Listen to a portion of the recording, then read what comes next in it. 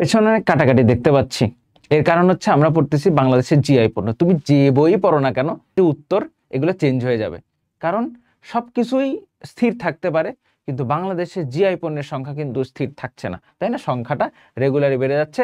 GI মানে হচ্ছে geographical indication বা ভৌগোলিক নির্দেশক পণ্য, ঠিক আছে?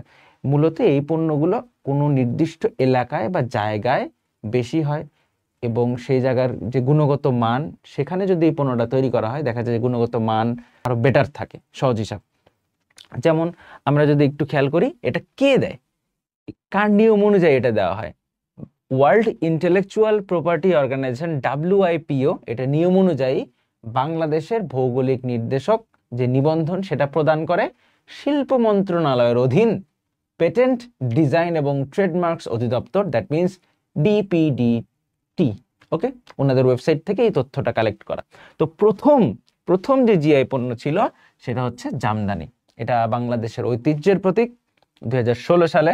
এরপর ইলিশ, এরপর খিরসাপাতি আম, এরপর ঢাকাই মসলিন, রাজশাহীর সিল্ক, টাঙ্গাইলের শাড়িও আছে, টালিগঞ্জের তোয়ালে।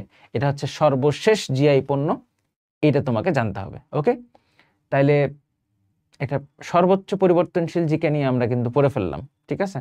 তাহলে সবাই একটু কমেন্টে কি জানাবা? সবাই কমেন্টে জানাও যে তোমার এলাকার আশেপাশে কোন জিআই পণ্য আছে, এটা তুমি জানো কিনা। যেমন আমার এলাকা হচ্ছে বগুড়া, বগুড়ার কি আছে? দই আছে।